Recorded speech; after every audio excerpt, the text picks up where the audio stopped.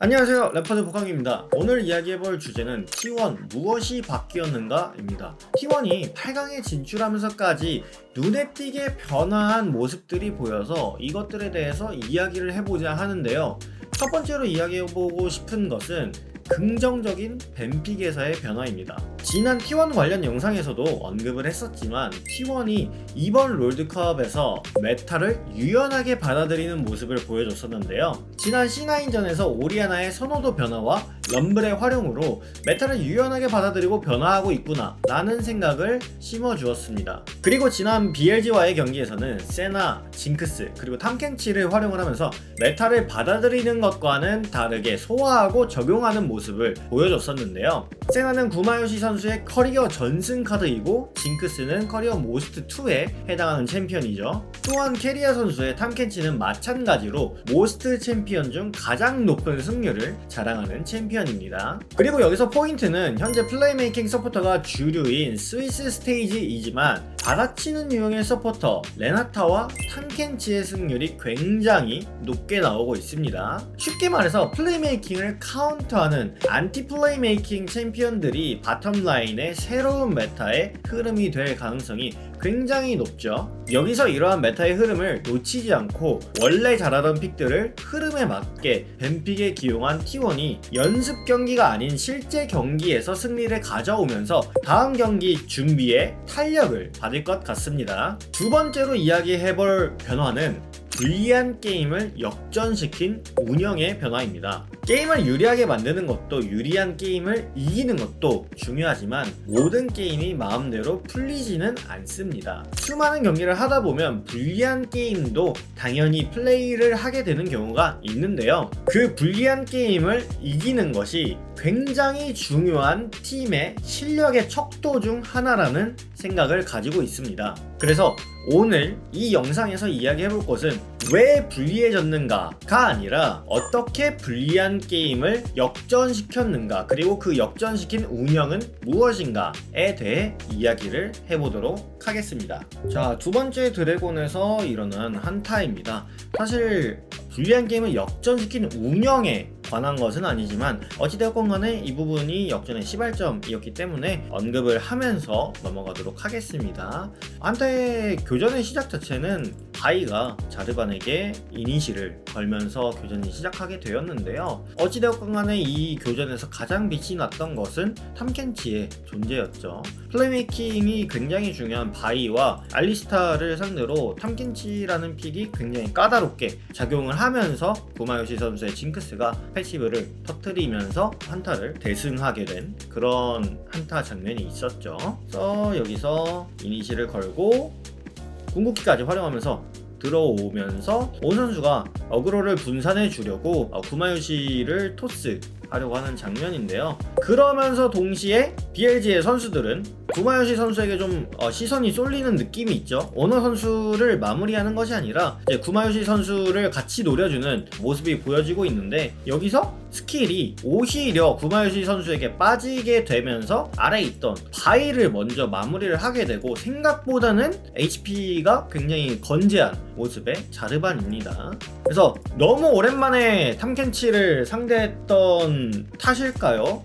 BLG가 탐켄치를 상대로 스킬 배분을 하긴 사실 까다롭긴 하네요. 자르반을 노리면서 모든 스킬을 사용할 경우에는 자르반을 먹어버린 그만이니까 어찌되었건 간에 플레이메이킹을 상대로 한 안티 플레이메이커의 서포터의 존재가 굉장히 빛이 났던 순간이라고 할 수가 있겠죠. 오, 여기서 굉장히 잘 큰 혼자서 이 게임에 혼자서 코어 아이템을 가지고 있던 신드라를 잡아내면서 역전의 발판을 잘 만들어 왔습니다. 자, 그리고 운영에서 변화를 느꼈다라고 느낀 것은 15분경 불리한 게임에서 15분경 두 번째 전령을 사냥을 시도를 하면서 느낀 점이, 사실 원래 제가 알고 있는 T1이라고 한다면은 지금 바텀에 신경을 쓸 가능성이 굉장히 높거든요.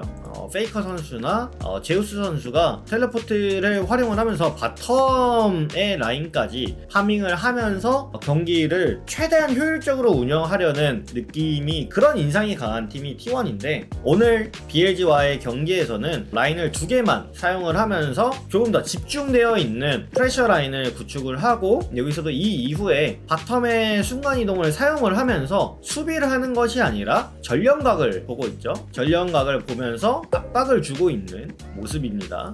사실 여기서 전령을 사용하지 않은 것은 전령 쓰지 않아도 밀었겠다가 1번이고, 신드라가 나오면서 이렇게 플레이메이킹을 할 가능성이 있으니까 이것까지는 한번 참아보자, 몸이 앞으로 쏠릴 가능성이 있으니까 라고 생각한 게 2번이 된 것 같습니다. 그러는 와중에 페이커 선수는 탑타워를 열심히 혼자 때리고 있죠. 이렇게 되면은 서로 1대1 타워를 데미지를 주면서 T1이 기분이 나빠 보일 수도 있지만 그렇진 않습니다. 아직까지는 전령을 가지고 있고 맵에서 공격적으로 먼저 플레이를 한 쪽이 T1이기 때문에 기분이 나쁘지만은 않은 상황입니다. 그리고 여기서 이제 빈 선수가 순간이동을 활용하면서 페이커 선수를 잡아주려 했지만 여기서도 다시 한번 커버를 하면서 기분 좋게 베이스 타이밍을 잡을 수 있죠. 어찌되었건 간에 제우스 선수는 집에 갔다 온 이후에 순간이동을 사용을 한 거여서 이 탑라인에 그대로 남아서 파밍을 하면 되고요. 그리고 다음에 전령이 뜨는데, 여기서도 빈 선수의 잭스가 탑라인을 두들기면서 하는 동안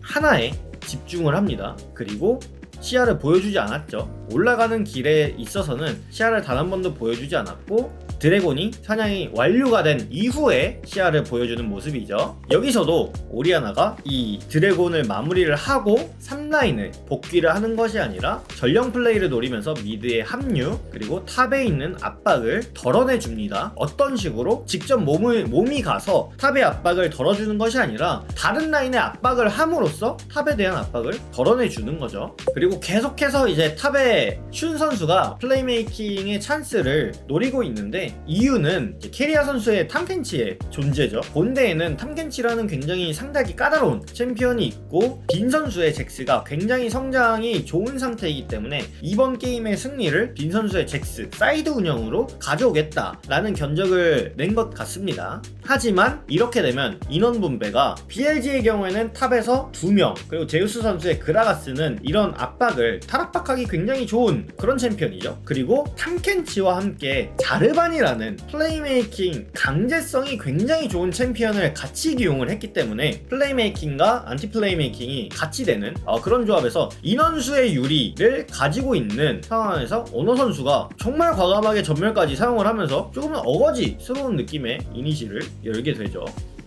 그래서 엘크 선수의 전멸을 뽑아내고 탑에서는 탈압박을 해주고요. 그리고 캐리아 선수가 궁극기를 활용을 하면서 자르반을 살리는 모습까지 이어졌었죠. 지금 15분부터 18경까지 18분쯤까지 주목해야 할 점은 T1이 3라인을 모두 활용하는 것이 아니라 2라인에 집중을 하면서 압박을 하고 공격권을 먼저 가져왔다는 것에 의미가 있습니다. 그리고 사실 경기를 천천히 가져갈수록 후반 밸류는 좋지만, 사실 잭스라는 챔피언이 후반 밸류의 끝판왕 중 하나인 챔피언이기 때문에 오히려 잘 큰 징크스가 잭스를 뚫지 못하고 패배를 해버리는 경우의 수도 분명히 존재를 할 텐데요. T1이 이번 경기에서 보여준 운영은 선택과 집중을 통해서 라인을 2개만 활용을 하고 그 제한적인 맵의 움직임 안에서 최대한 공격적으로 움직였던 것이 눈에 띄는 변화라고 할 수 있겠습니다. 자, 그리고 이어지는 플레이인데요. 바론시아 압박 플레이에서도 바텀 라인은 아예 배제를 하고 탑과 그리고 미드 그리고 바론 쪽 강가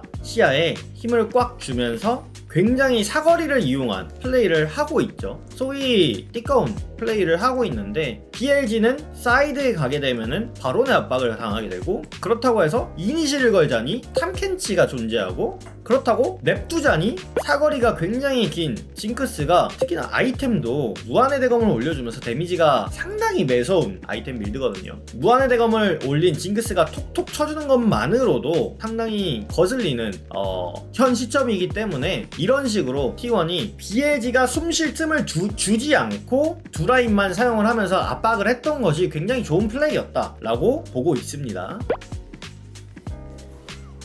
이제 미드에서 이니시가 열리게 되고 파이 같은 경우에도 사실 구마요시 선수에게 이니시 첫 번째 스킬이 잘 들어갔지만 어찌되었건 간에 캐리아 선수가 뒤에 버티고 있으니까 구마요시 선수에게 궁극기를 활용하지 않고 페이커 선수에게 들어간 모습이죠. 그리고 모든 선수가 왼쪽으로 회전을 하면서 진영을 순식간에 바꿔준 T1이고요. 오너 선수는 살아가고 그래서 끝까지 궁극기를 가지고 있다가 마지막에 활용을 해준 캐리아 선수의 스킬 활용도 굉장히 좋았습니다. 자, 이런 식으로 T1의 스위스 스테이지에서의 운영의 변화를 생각을 해보시면은 저는 이 경기를 통해서 무조건 라인을 2개만 사용하는 것이 좋다, 3개를 다 쓰는 것은 효율적이지가 않다 라고 말하고 싶은 것이 아니라 그에 맞는 라인 셋업이나 오프닝 같은 것들은 이제 2라인 오프닝, 3라인 오프닝 같은 것들은 시기적절하게 게임에 맞게 선택을 해서 사용을 해야 하는 것인데, T1이 예전에도 사실 이런 플레이들을 굉장히 잘했었는데 이번 경기를 통해서 다시 한 번 더 이러한 모습을 상기시켜주면서 긍정적인 모습으로 변화하고 있다 라고 보고 있습니다.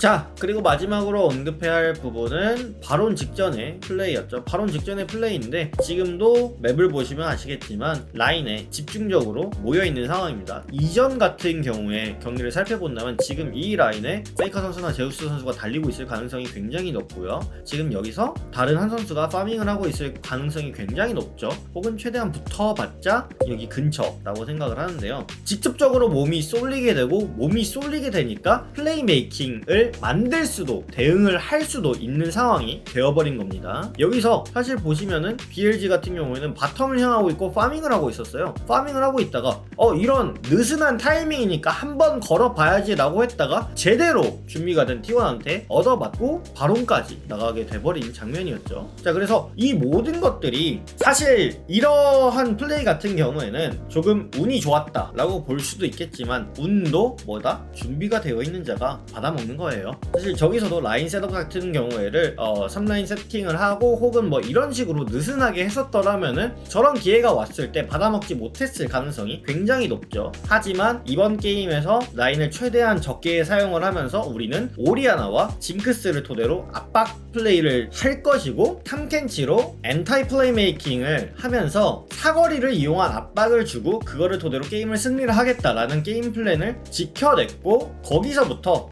이러한 행운이 불러 들어왔다고 볼 수가 있겠습니다. 자, 그리고 마지막으로 굉장히 아름다운 한타 하나 보고 마무리를 하도록 하겠습니다. 사실상 골드 차이 자체는 크게 나지 않는 상황이었는데 굉장히 그 탐켄치를 이용한 핑퐁 그리고 이 초시계를 이용한 핑퐁들이 눈에 띄었죠. 자, 온 선수가 진입을 하지만 뭘 해줄 수가 없습니다. 그리고 스타워치를 이용한 핑퐁이 한번 좋았고요. 아래 잡아주고 굉장히 좋은 핑퐁을 보여주면서 아름다운 한타를 진행을 했고 이 한타 이후에 사실상 BLG가 이번 경기를 이기는 굉장히 힘든 수준까지 올라갔죠. 자, 오늘은 T1 무엇이 바뀌었는가에 대해 이야기를 해봤는데요. 재밌게 보셨다면 구독과 좋아요 부탁드리고 여러분의 다양한 의견을 댓글로 남겨주세요. 시청해주셔서 감사합니다.